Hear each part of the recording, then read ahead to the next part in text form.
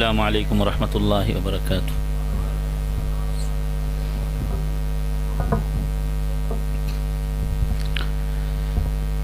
الحمد للہ وکفا وسلام علی سید الرسل وخاتم الانبیاء وعلی آلہ وصحبہ ومن تبعہم الی یوم الجزاء۔ اما بعد فاعوذ باللہ من الشیطان الرجیم، بسم اللہ الرحمن الرحیم۔ ما كان محمد ابا احد من رجالکم ولكن رسول اللہ وخاتم النبیین۔ وقال النبی صلی اللہ علیہ وسلم كانت بنو اسرائیل تسوسهم الانبیاء كلما هلك نبی خلفه نبی فإنه لا نبی بعدی۔ وقال النبی صلی اللہ علیہ وسلم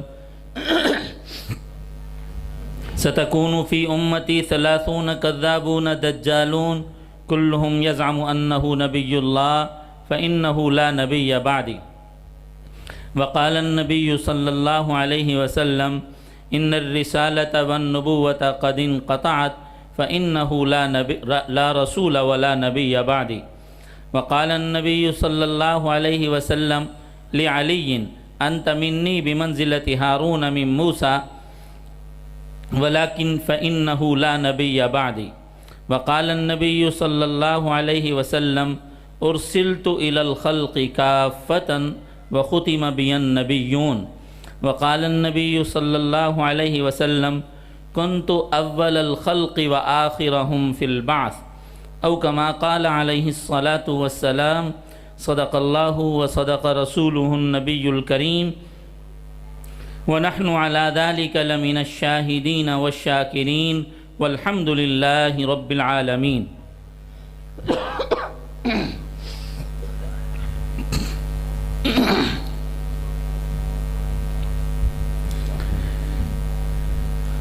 بزرگان محترم، برادران عزیز،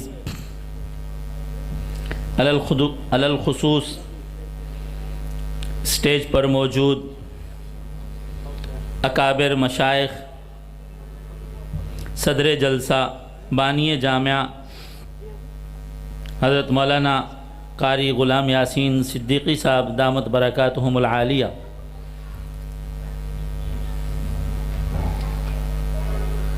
سوچ رہا تھا کہ کس موضوع پر یہاں بات کروں۔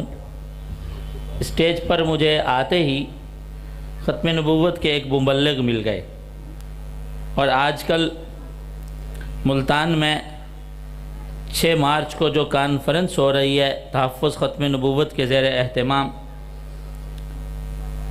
تو اس وجہ سے ماحول کی فضائیں ختم نبوت سے اس وقت بہت گرم ہیں، تو ہمارا رخ بھی اس طرف ہو گیا کہ ہم بھی تھوڑی دیر اسی عنوان پر بات کر لیں آپ سے۔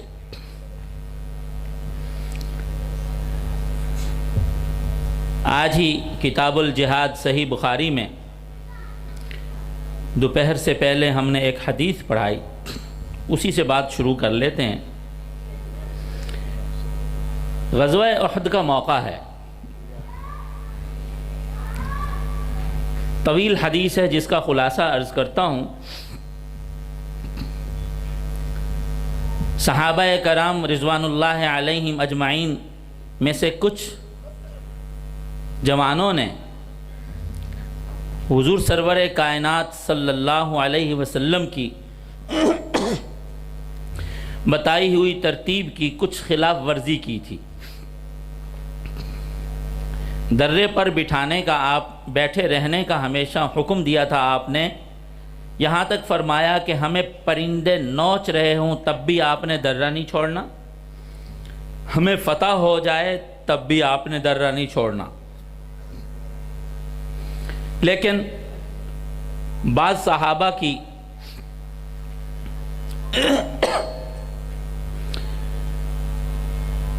اس سلسلے میں کسی درجے میں حکم عدولی ہوئی، انہوں نے درہ چھوڑا، یہاں تک کہ دشمن نے پلٹ کر جب پیچھے سے حملہ کیا بس صحابہ کے پاؤں اکھڑ گئے تھے۔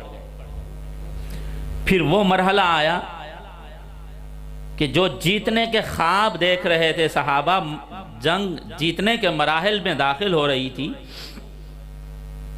وہی خطرناک نقصان کے ماحول میں داخل ہو گئی۔ حتیٰ کہ ابو سفیان جو اس وقت مشرکین مکہ کے چیف آف آرمی سٹاف تھے، اس نے یہاں تک اعلان کیا 70 بدر میں تم نے مارے تھے، آج ہم تمہارے 70 مار چکے، والحرب سجال، جنگ جناب ڈولوں ڈول ہوتی ہے، اس دن آپ لے گئے تھے، آج ہم لے گئے۔ یہاں تک فضا بن گئی تھی میدان جنگ میں کہ حضور سرور کائنات صلی اللہ علیہ وسلم بھی شہید ہو گئے ہیں، ابو بکر و عمر بھی شہید ہو گئے ہیں رضی اللہ عنہما۔ چنانچہ ابو سفیان نے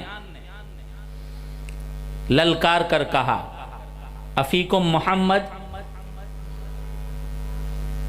افیکم ابو بکر، افیکم ابن ابی قحافہ، افیکم عمر، بار بار اس نے دہرا کر کہا۔ سرور کائنات صلی اللہ علیہ وسلم نے فرمایا اس کو جواب دینے کی ضرورت نہیں ہے، چپ رہو۔ سن رہے تھے یہ بھی اس کی باتیں۔ اس کا مطلب تھا کہ کیا تم میں محمد موجود ہیں؟ کیا تم میں ابو بکر ہیں؟ کیا تم میں عمر موجود ہیں؟ تو جب کوئی جواب نہیں آیا تو ابو سفیان بڑے اچھلے اور کودے، آج اسلام کا صفایا ہو گیا،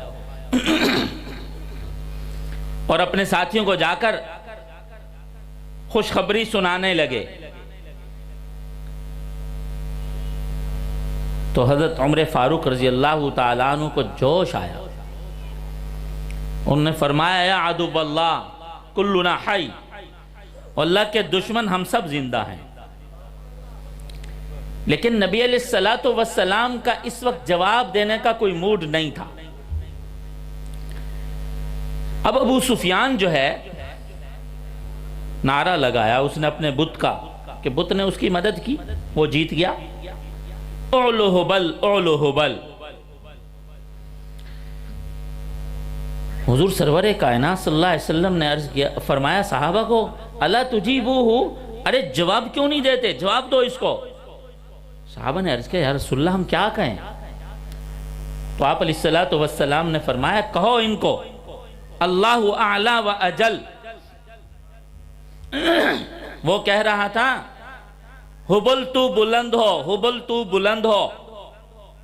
نبی کریم صلی اللہ علیہ وسلم نے جواب میں کہا یوں کہو تیرا اولو کیا بلند ہو، ہمارے اللہ اعلی و اجل، اللہ بلند بھی ہیں، بزرگ و برتر بھی ہیں۔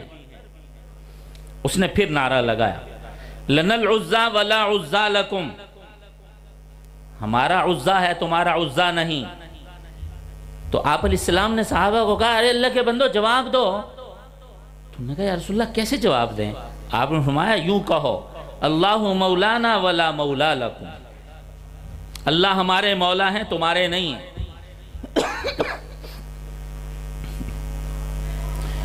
اس روایت سے فقہاء نے ایک شاندار استنباط اور استدلال کیا ہے،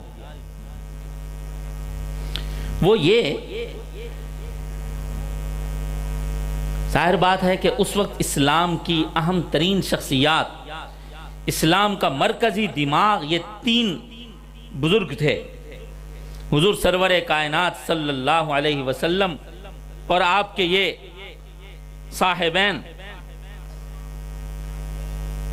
جب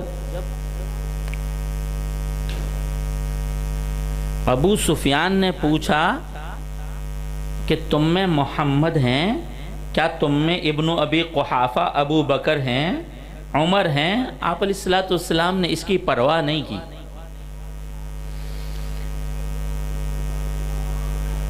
اس لیے کہ اس وقت اس نے شخصیات کے بارے میں پوچھا تھا. گویا اس نے جا کر اپنے ساتھیوں کو جو کہا کہ یہ سب چل بسے ہیں جناب، تو گویا اس نے سمجھا کہ اسلام کا مدار شخصیات پر ہے. جب یہ شخصیات ختم ہو گئیں تو اسلام بھی ختم ہو گیا. حضور سرور کائنات صلی اللہ علیہ وسلم نے اس موقع پر جواب دینے کو کوئی ضروری اور اہم نہیں سمجھا. لیکن جب اس نے اس میدان میں اپنی بدعقیدگی کا اظہار کیا، اپنے عقیدہ بد کو بتلایا، اب حضور سرور کائنات صلی اللہ علیہ وسلم نے فرمایا جواب کیوں نہیں دیتے یار، تم جواب دو. اور جیسے صحابہ نے نبی علیہ السلام سے سنا، 2 مرتبہ جواب دیا. اس سے امت مسلمہ کو ایک پیغام ملتا ہے کہ اسلام کی بنیاد شخصیات پر نہیں، اسلام کی بنیاد عقائد پر ہے. شخصیات رہیں نہ رہیں، عقائد رہیں، اسلام رہے گا. جب تک عقائد اسلام محفوظ ہوں گے، اسلام محفوظ ہوگا. اسلام محفوظ ہوگا، اسلامی شخصیات، شعائر اسلام، احکام اسلام، اجزاء اسلام، ارکان اسلام سب موجود ہوں گے. چنانچہ آپ دیکھیں کہ اسلام میں عقیدہ کی اور عقائد میں بالخصوص ختم نبوت کے عقیدہ کی اہمیت کا اندازہ آپ اس سے لگائیں. حضور سرور کائنات صلی اللہ علیہ وسلم مدینہ منورہ کی 10 سالہ زندگی میں 100 جنگیں آپ نے لڑیں. 27 جنگیں وہ ہیں جن میں آپ خود شریک ہیں،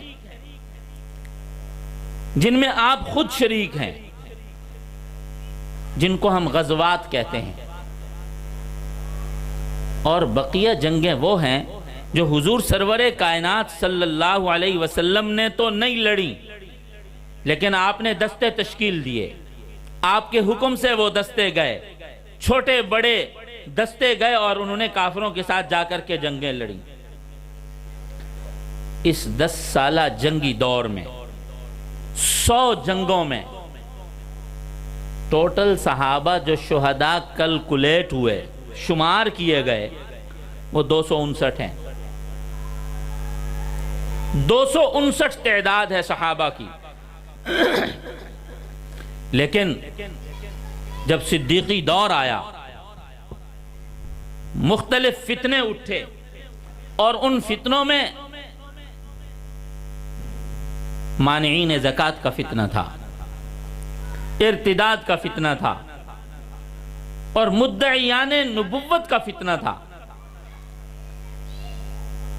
اگرچہ مسیلمہ کذاب، سجاح، اسود عنسی یہ اپنے دعویٰ سرور کائنات صلی اللہ علیہ وسلم کے دور میں ہی کر چکے تھے،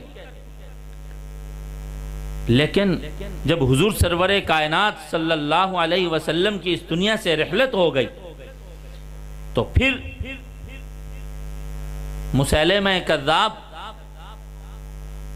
کے ساتھ سجاح عورت کا اتفاق ہو گیا. وہ بھی مدعیہ نبوت تھی اور ان کا پروگرام تھا کہ اب ہم مدینہ پر یوں حملہ کریں گے کہ اس کو اینٹ سے اینٹ بجا کے رکھ دیں گے اور مسلمان صفحہ ہستی سے مٹ جائیں گے. سیدنا ابو بکر صدیق رضی اللہ تعالی عنہ اس وقت بہت گرم اور برہم ہوئے اور قربان جائیں صحابہ پر اور جماعت صحابہ پر. حضرت سیدنا ابو بکر صدیق رضی اللہ تعالی عنہ ختم نبوت کے دفاع کے لیے مدینہ سے یمامہ گئے. یہ ریاض کے قریب علاقہ ہے، بارڈر کا حصہ ہے، بارڈر کے قریب علاقہ ہے.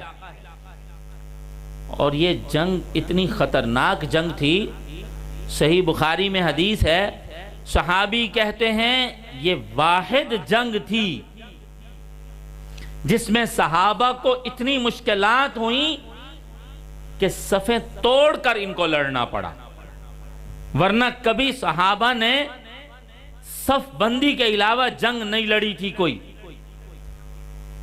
اور یہ فتح ہی نہیں ہو رہی تھی، اور اس مشکل کا صحابہ شکار تھے۔ صحیح بخاری میں روایت ہے کہ ایک صحابی نے کہا کہ ایسا کرو مجھے منجنیق میں ڈال کر کے گولے کی طرح پھینکو،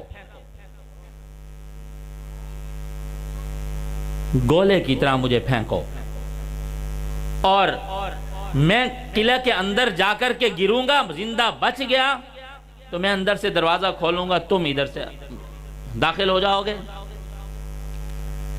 یہ گویا اس دور کا ایک خودکش دھماکہ تھا، اس لیے کہ ایسا حملہ کافر پر جس میں اپنی جان پوری طرح داؤ پر لگ چکی ہو، اس کو کہتے ہیں۔ تو گویا سب سے پہلا جو کسی صحابی نے خودکش دھماکہ کیا ہے، خودکش حملہ کیا ہے، وہ ختم نبوت کے لیے کیا ہے۔ کیا اس شخصیت کی فرشتوں نے حفاظت فرمائی کہ یوں منجنیق سے جھولا دے کے زور سے جو ان کو اڑایا گیا، کیا بچنے کا چانس ہو سکتا تھا؟ اللہ نے ان کو بچایا، اور اندر داخل ہو کر انہوں نے قلعے کا دروازہ کھولا، پھر کامیابی اور فتح نے صحابہ کے قدم چوم لیے۔ اور مزیدار بتاؤں بات آپ کو، اس جنگ میں 1200 لوگ شہید ہوئے۔ کتنے شہید ہوئے؟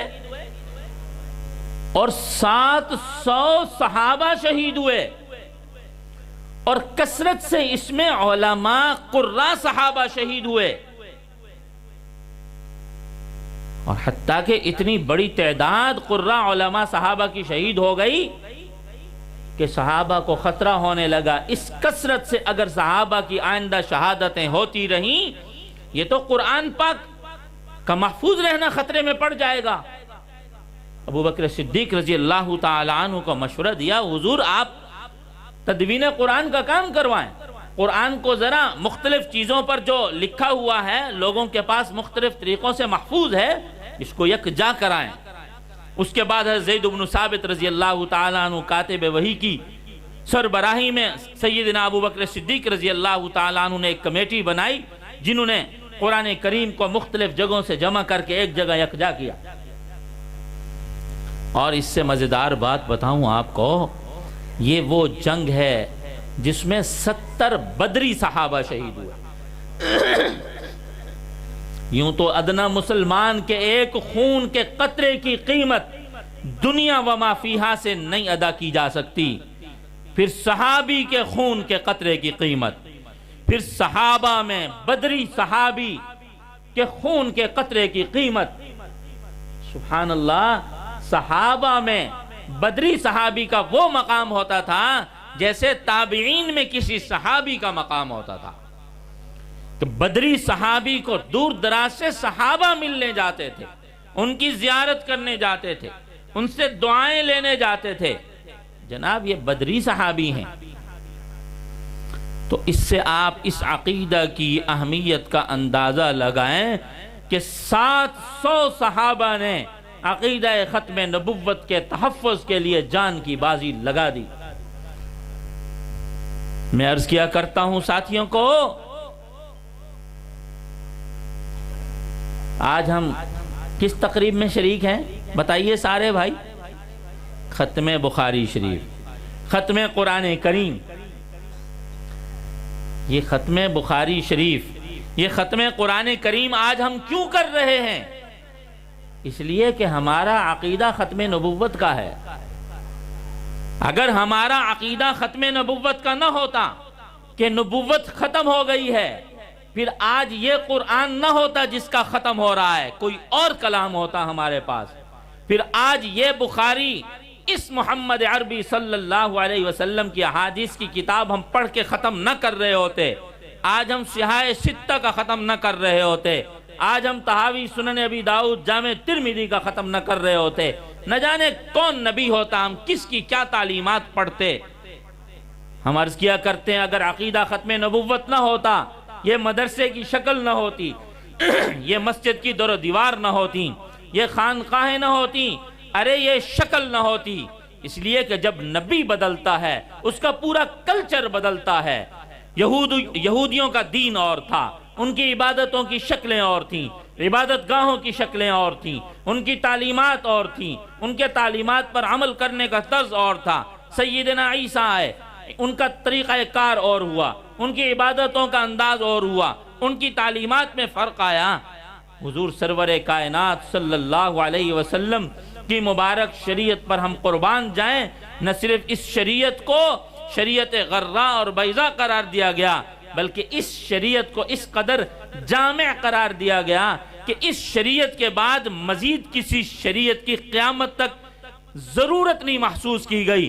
اس شریعت کی روشنی کی موجودگی میں ختم نبوت کی مہر لگا دی گئی۔ اگلے دن ہم نے مشکات میں ایک حدیث پڑھائی تو ایک عجیب نکتے کی بات سامنے آئی۔ ہم اللہ کو وحدہ لا شریک مانتے ہیں کہ نہیں مانتے؟ اللہ کو رب العالمین مانتے ہیں کہ نہیں مانتے؟ اللہ رب العالمین ہونے میں جس طرح وحدہ لا شریک ہیں حضور سرور کائنات صلی اللہ علیہ وسلم، اسی طرح خاتم النبیین ہونے میں وحدہ لا شریک ہیں۔ یہ بات کبھی ہم نے بعض مواعظ میں پڑھی سنی تھی، لیکن یہ بات کہتے ہوئے ذرا دل ہچکچاتا تھا کہ آپ ختم نبوت میں وحدہ لا شریک ہیں، یہ ہم جملہ کیسے بول لیتے ہیں؟ خاتم نبوت کی بحث میں دیکھ رہا تھا حدیث میں، تو وہاں ایک عجیب بات لکھی تھی، اور وہ پہلی دفعہ ہی ہماری نظر اور مطالعے میں آئی کہ حضور سرور کائنات صلی اللہ علیہ وسلم کے قلب اطہر کے بالکل اپوزٹ پچھلے حصے میں بائیں کندھے کے پاس ایک ختم نبوت کی قدرتی طور پر مہر لگی ہوئی تھی۔ قدرتی طور پر سیدنا سلمان فارسی عبداللہ ابن سلام نے جہاں اور بہت ساری نشانیاں کھڑی کی اور پھر مسلمان ہوئے، ان میں خاتم نبوت بھی انہوں نے کھڑی کی کہ پچھلی کتابوں میں لکھا ہوا تھا کہ نبی آخر الزمان پر ختم نبوت کی مہر بھی لگی ہوئی ہوگی، اور لکھا ہے اس مہر پر یہ لفظ لکھا تھا وحدہ لا شریک لک توجہ حیث شئت فإنک منصور۔ وحدہ لا شریک لک توجہ حیث شئت فإنک منصور۔ وحدہ لا شریک لک، یہ آپ کی ختم نبوت پر کندہ عبارت اللہ کی جانب سے تھی۔ اس لیے جس طرح اللہ رب العزت اپنی مبارک ذات میں وحدہ لا شریک ہیں، اسی طرح حضور سرور کائنات صلی اللہ علیہ وسلم اپنی ختم نبوت میں وحدہ لا شریک ہیں۔ قرآن و سنت میں ہم غور کریں، ایک عجیب بات احادیث کے مطالعہ سے سمجھ میں آتی ہے۔ حضور سرور کائنات صلی اللہ علیہ وسلم نے اپنی مبارک شریعت میں جہاں اپنا خاتم النبیین ہونا بیان فرمایا، اللہ نے بیان فرمایا، حضور سرور کائنات صلی اللہ علیہ وسلم نے جا بجا مختلف احادیث میں ارشاد فرمایا، وہیں ایک شاندار بات ان احادیث کے مطالعہ سے ایک اور ثابت ہوتی ہے کہ حضور سرور کائنات صلی اللہ علیہ وسلم کو کہیں شبہ بھی ہوا ہے کہ شاید میرے بات ذرا سی نبوت کا فلاں شخصیت کے بارے میں ان کو شبہ ہو اور اس کو نبی مان لیں، یا میرے بعد ان کو کسی نوعیت کی نبی بنانے کی گنجائش بعض آیات روایات نصوص سے محسوس ہو، مبادا یہ کسی کو نبی مانے، ان شبہات کا بھی ازالہ فرمایا۔ مثلا ایک حدیث ہے، صحیح بخاری کی ہی روایت ہے، कानत बनु इसराइल तसूसुहुमुल अंबिया कुल्लमा हलक नबियुन खलफहु नबियुन। बनी इसराइल के अंबिया सियासत करते थे, जब कोई एक नबी हलाक होते, इस दुनिया से रुखसत होते, दूसरे नबी उनकी जगह पर आते। अब किसी को शुबह हो सकता था, हो सकता है कि हमारे नबी भी सियासत करते हैं, आप इस दुनिया से तशरीफ ले जाएंगे तो कोई और नबी आएंगे जो आकर के सियासत करेंगे, इस उम्मत की सियासी बागडोर संभालेंगे। फौरन अगला जुमला फरमाया, फ़इन्नहु ला नबिय्य बादी, मेरे बाद कोई नबी नहीं आएगा। अल उलमा वरसतुल अंबिया, ये उलमा अंबिया के वारिस होते हैं, वही करते रहेंगे सियासत। आप हैरान होंगे, उमर फारूक जैसी अजीम शख्सियत। सही बुखारी में एक हदीस है, रसूलुल्लाह सल्लल्लाहु अलैहि वसल्लम ने फरमाया, मुझे ख्वाब में दूध का प्याला दिया गया। फरमाते मैंने इतना पिया, इतना पिया, इतना सैर हो गया, मेरे नाखूनों से दूध निकलने लगा, पूरा जिस्म दूध से भर गया। हत्ता तखरुज मिन अज़फ़ारी, सुम्मा आतैतु फ़ज़ली उमर इब्न अल-ख़त्ताब, फिर मैंने अपना बचा हुआ उमर बिन ख़त्ताब को दिया। किताबुल इल्म बुखारी में रिवायत है। सहाबा ने अर्ज़ किया, मा अव्वलतहु या रसूल अल्लाह, या रसूल अल्लाह फिर आपने इसकी ताबीर क्या फरमाई? आप अलैहिस्सलातु वस्सलाम ने फरमाया, मैंने इसकी ताबीर इल्म से की है। तो उलमा मुहक्किकीन कहते हैं, ख़ास वो जो नबुव्वत का इल्म था, उसका एक ख़ास हिस्सा अल्लाह ने उमर बिन ख़त्ताब रज़ी अल्लाह तआला अन्हु को अता कर रखा था। यही वजह थी कि उमर फारूक रज़ी अल्लाह तआला अन्हु यहाँ बात कह रहे होते थे, जिब्रील वो कुरान लेकर आ रहे होते थे। अल्लामा सुयूती ने कुल लमसम 22 मुआफ़िक़ात उमर बयान की और हमारे बुजुर्गों में थे हज़रत सैयद नूरुल हसन शाह बुखारी रहमतुल्लाह अलैह, सब कह दो।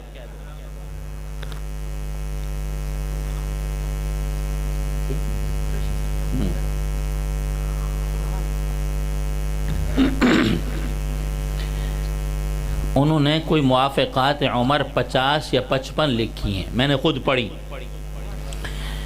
फरमाते हैं इधर उमर राय दे रहे होते थे, उधर अल्लाह कुरान उतार रहे होते थे। सुभान अल्लाह तो कहो यार, कोई अच्छी सी सुभान अल्लाह कहो यार, जैसे खतीबों के सामने कहती हो वो कहो ना। हम खतीब नहीं, हमें सुभान अल्लाह कहलवाना नहीं आता यार, कह दो फिर एक दफ़ा सुभान अल्लाह।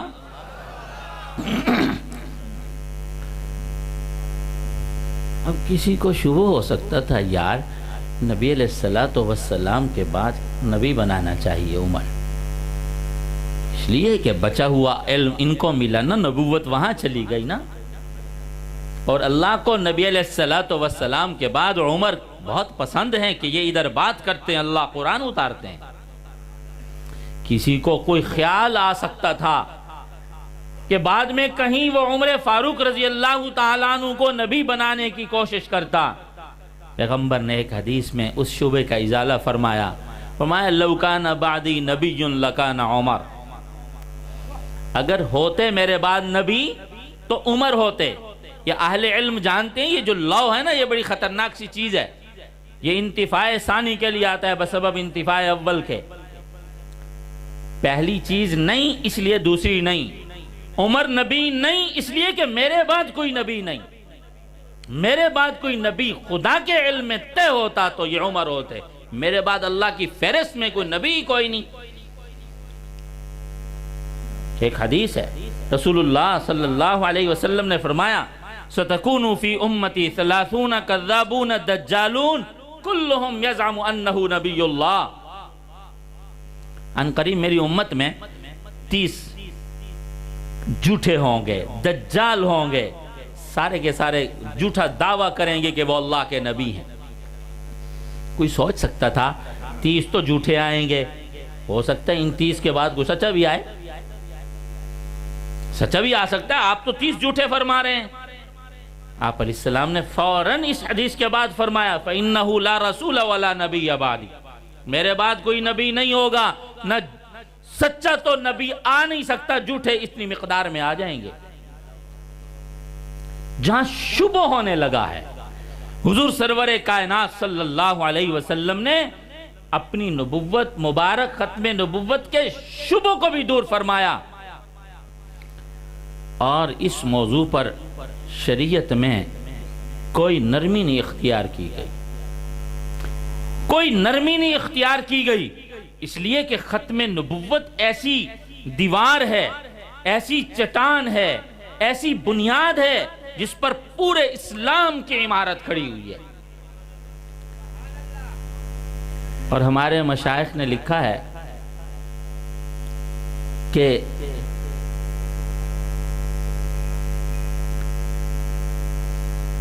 دین کے کسی اور شعبے میں کام کرنے والا، کوئی دین کا عمل کرنے والا جہاں اپنا عمل نیک عمل کرتا ہے، وہیں وہ حضور سرور کائنات صلی اللہ علیہ وسلم کے لائے ہوئے دین کی حفاظت کا بھی عمل کرتا ہے۔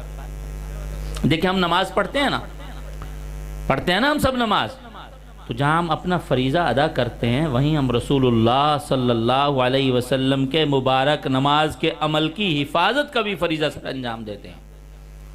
ابھی ہم نے عشاء پڑھی ہے، اپنا فرض بھی ہم نے پورا کیا، آپ کی نماز کی حفاظت کا بھی فریضہ ادا کیا۔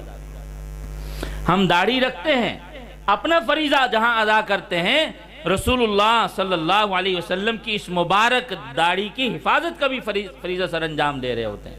حج ہے، روزہ ہے، صلہ رحمی ہے، صدقہ ہے، تلاوت قرآن ہے، جتنی آپ عبادات لے لیجئے، ان ساری عبادات کی خوبی یہ ہے کہ جہاں ہم ان فرائض سے سبکدوش ہو رہے ہوتے ہیں، وہیں ہم حضور سرور کائنات صلی اللہ علیہ وسلم کی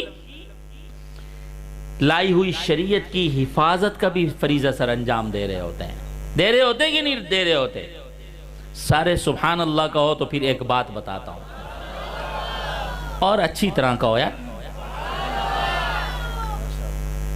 لیکن جو لوگ ختم نبوت پر کام کرتے ہیں، جو لوگ ختم نبوت پر کام کرتے ہیں، ختم نبوت کے لیے کام کرتے ہیں، وہ گویا ایسے ہے جو رسول اللہ صلی اللہ علیہ وسلم کی مبارک ذات کی حفاظت کا فریضہ سر انجام دے رہے ہوتے ہیں۔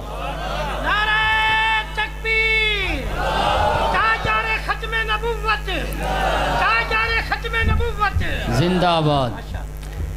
ایک دفعہ اچھی سی سبحان اللہ کہو تو ایک اور اس سے اچھی بات سناتا ہوں۔ سبحان اللہ، سبحان ہمارے حضرت مولانا یوسف لدھیانوی رحمۃ اللہ علیہ فرمایا کرتے تھے، میں دعوے سے کہتا ہوں، جو لوگ اس دنیا کی زندگی میں ختم نبوت کا کام کرتے ہیں یا کریں گے، قیامت کے دن جنت میں، یار پھر ایک دفعہ سبحان اللہ کہو نا یار، کوئی اچھی طرح کہو یار، سبحان اللہ، اور اچھے انداز سے کہو یار۔ سبحان اللہ۔ میں خطیب ہوتا نا، اتنی زور سے آپ سے سبحان اللہ نکلواتا کہ آپ کو پتہ چل جاتا۔ سارے کہو سبحان اللہ۔ سبحان اللہ۔ فرمایا جو لوگ دنیا میں ختم نبوت کا کام کر چکے یا کرتے ہیں یا کریں گے، قیامت کے دن جنت میں رسول اللہ صلی اللہ علیہ وسلم کے ذاتی باڈی گارڈ کے طور پر داخل ہو رہے ہوں گے۔ سبحان اللہ، سبحان اللہ۔ یہ ختم نبوت یاد رکھو۔ ابھی واقعہ مجھے یاد آیا، ہلاکو خان کا دور ہے، اس کی بیوی کرسچن عیسائی تھی۔ اسلام میں بھی گنجائش ہے اہل کتاب سے نکاح کرنے کی، یہ ویسے بے دین سے تھا، شادی کر لی اس نے، اور رفتہ رفتہ اس کی محنت سے یہ خود بھی عیسائی ہو گیا تھا۔ لکھا ہے کہ ایک مجلس لگی، ایک دن سارے عیسائی پوپ پادری اکٹھے تھے، اور ہلاکو خان کی صدارت میں مجلس جمی ہوئی تھی۔ ایک پادری جو ہیں حضور سرور کائنات صلی اللہ علیہ وسلم کی شان میں گستاخی میں لگ پڑے۔ اب بولے جا رہا، وہ اپنی حفوات بک رہا، کوئی روکنے والا نہیں تھا۔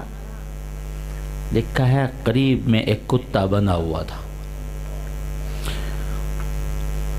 وہ ٹوٹ کر کے آ کر کے اس نے اس کو ایک اپنا خطرناک ڈنگ لگایا، لوگوں نے جلدی اس کتے کو پکڑا. انہوں نے سمجھا یہ جو بات کر رہا تھا، ہاتھ ہلا رہا تھا، کتے نے سمجھا کہ یہ مجھ پہ حملہ کرتا ہے. باقیوں کو اس لیے اس نے کچھ نہیں کہا اور اس کو اس لیے کہا. کتے کو اور اچھی طرح باندھ دیا.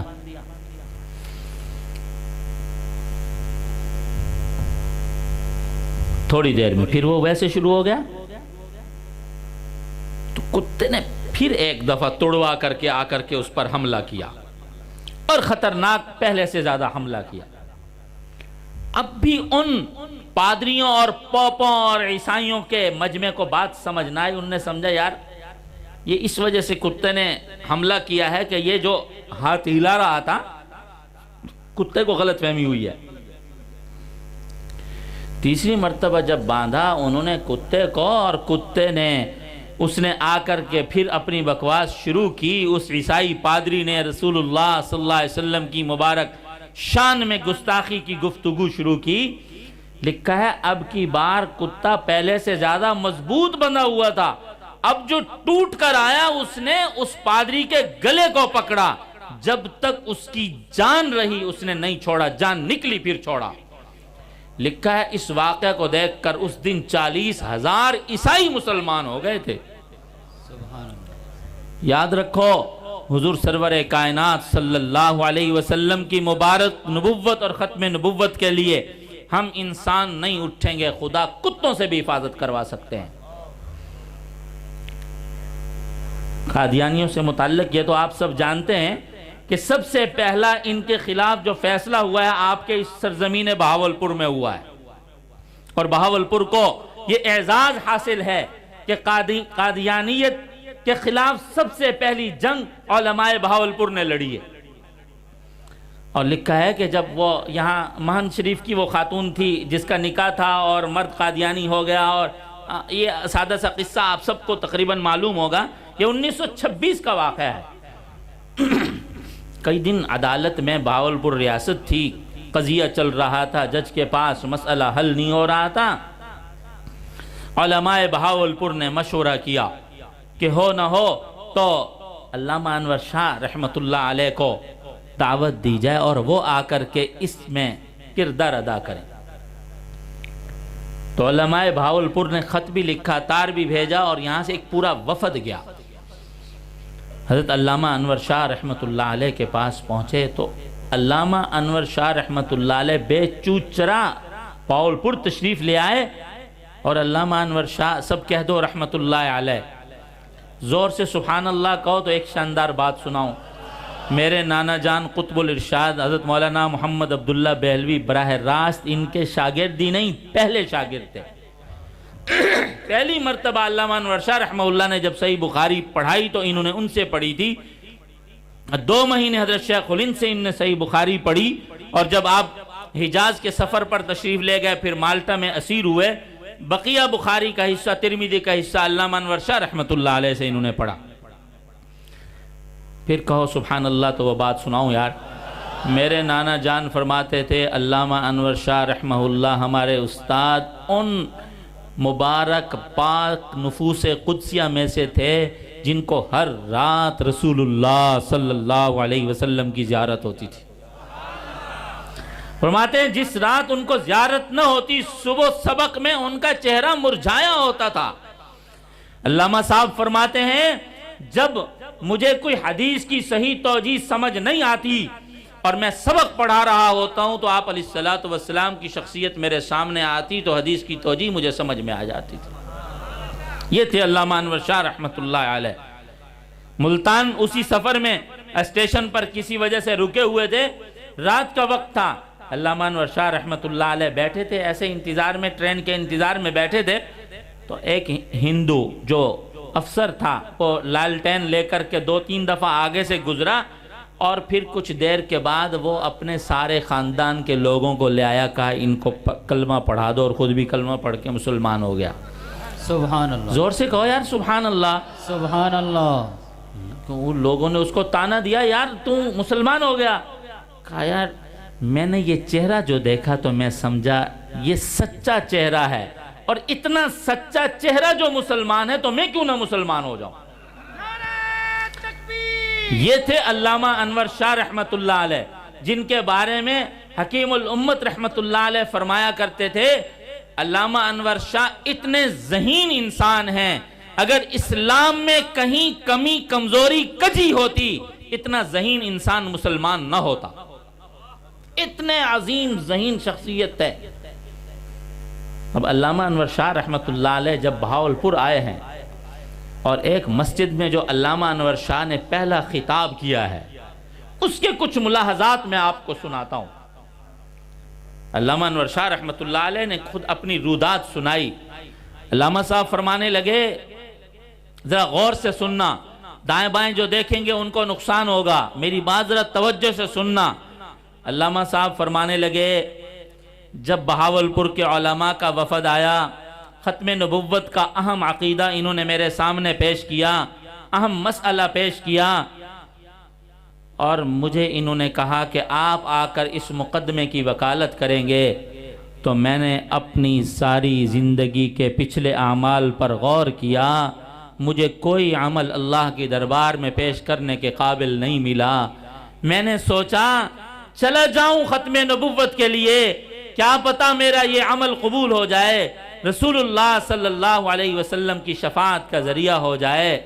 ارے ساری زندگی جس شخص کی قال اللہ قال الرسول میں گزری وہ شخص کہہ رہا ہے، فرمایا میں بواسیر کی شدید مرض کا شکار تھا، ختم نبوت کے دفاع کے لیے علماء بہاولپور میرے پاس آئے اور میں حج کی تیاری بھی کر چکا، مجھ کو حج پہ بھی جانا تھا۔ میں نے سوچا ادھر ختم نبوت کا مسئلہ ہے، ادھر مجھ کو حج پہ جانا ہے، اگر میں حج پہ چلا گیا ختم نبوت کے دفاع کے لیے میں نے دیوبند سے بہاولپور کا سفر نہ کیا، حج کے بعد ظاہر ہے میں روضہ پاک پر جاؤں گا، اگر آقا نے پوچھ لیا انور شاہ تیری ضرورت بہاولپور میں تھی، میری مبارک ذات کے دفاع کے لیے تیری ضرورت تھی، تو یہاں کیا کرنے آ گیا، میرے پاس جواب نہیں ہوگا، اس لیے یہاں آ گیا ہوں۔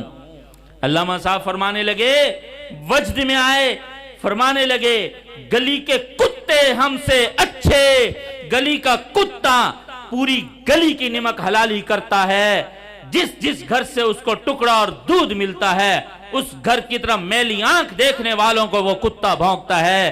فرمایا ہم سے وہ کتے اچھے، حضور سرور کائنات صلی اللہ علیہ وسلم کی نبوت کو کوئی بھونکے، آپ کی ختم نبوت کو کوئی بھونکے، ہم نہ اٹھیں، پھر گلیوں کے کتے ہم سے اچھے۔ نعرہ تکبیر، نعرہ تکبیر، شان محمد مصطفیٰ، عظمت صحابہ، تاجدار ختم نبوت، نعرہ تکبیر۔ تقریباً 1 مہینہ علامہ انور شاہ رحمہ اللہ کا یہاں قیام رہا۔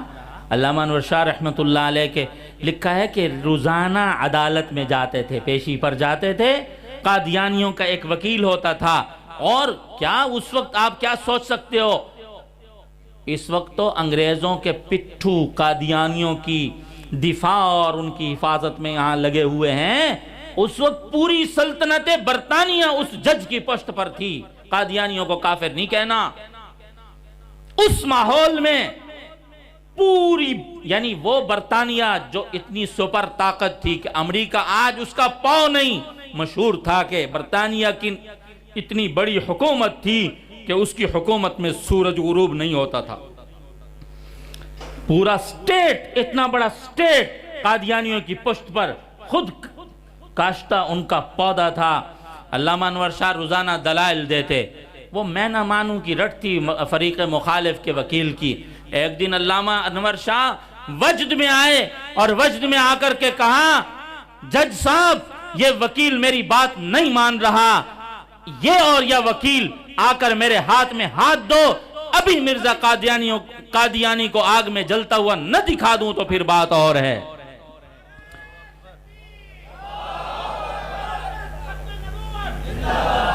جج